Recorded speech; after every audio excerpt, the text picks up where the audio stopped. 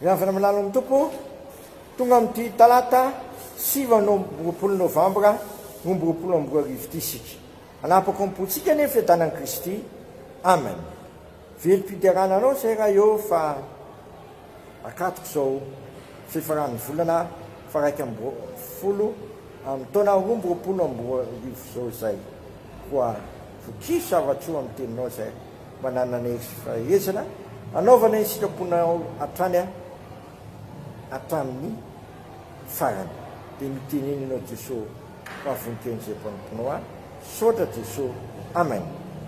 Timoty faharoa toko faharoa 5:20 ka hatramin'ny 1:20. 5:20 ka hatramin'ny 1:20 amin'ny Timoty faharoa toko faharoa manao hoe amin'ny anaran'i Jesosy. Kanefa ny fanorenana mafy nataon'Andriamanitra dia miorina tsara sady manana zao fitomboka sy izao. Tompo malala ny azy ako aoka ny olona rehetra zay manonona ny anaran'ny tompo hiala amin'ny ratsy fa eo an-trano lehibe tsy dia fanaka volamena sy volafotsy ihany nao fa fanaka azo sy tany koa. Ny sasany membonahitra, ny sasany lambaraka. Koa raha misy olona manadiny tena no afaka amin'ireny dia fanaka mena amboninahitra izy efa no masinina ka masoa ho an'ny tompo vovoatra ho amin'ny asa tsara rehetra. Ray masino manamasinana amin'ny fahamarinana ny teninao ny fahamarinana. Amen. Fanaka omem-boninahitra. Zany ravana no karazana olona ao anatin'ny fiangonana.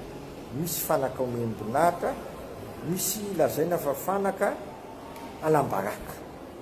Ahona koa ny amin'izany manavakavaka ve ny tompo salatry ianao efa misafidy anaradian'ny tompo dia mazava ny lazainy hoe aoka ny olona rehetra zay manonona ny anaran'ny tompo hiala amin'ny ratsy.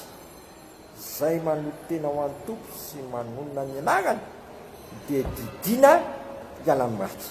Satria raha ho avy Kristy eny amin'ny rano lanitra dia tsy ho zakany ny mahitanao mitoetra amin'ny faratsiana fa amin'izay fotoan'izay tonga ho saratsika izy ka avahany eo hoe izy amin'ny fanaka omem-boninahitra, izy amin'ny fanaka alambaraka. Koa mba tonga sianao fanaka omem-boninahitra dia izay manonona ny anaran'ny tompo aoka hiala amin'ny ratsy fanao. Vanim-potoana amin'ny fandiniteny zao ry havana.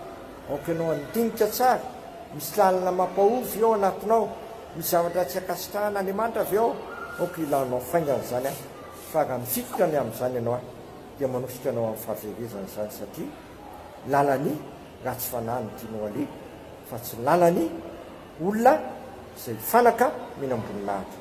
Dia eo anatin'izay atoloha faingana ny tenanao dia miala amin'ny fanao ratsy rehetra aoka angataka amin'ny avokina anananao hery hiavoatrany nombany fitarian'ny fanahy masina. Amen. Sotra anao zay raha io fa tsy havelanao mitoetra amin'ny faratsiana izay.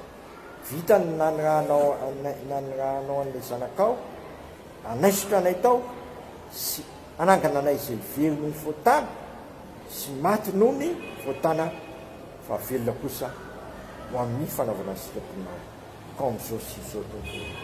Ampianary zay tena ny mamaika anao sy ny sitraponao ny mamaika anay fa aoka tsy ny filamfonay na zay mahafinaritra an'izay nay satria tianao zay fanaka omem-boninahitra fa tsy fanaka alambaraka. Isitraka iny ary vavaka hoe rainay zay ny an-danitra masinany anaranao mitonga ny fanjakanao ataonay sitraponao dia tanitahakany ny tanitra menaniny amina sahazo anay amamenany elokay tahaka namenanay zay onika taminay izany tonanay amin'ny fakapanahy fa manafanay amin'ny ratsy anao fanjakana sy ny hery ary voninahitra manakizay. Amen.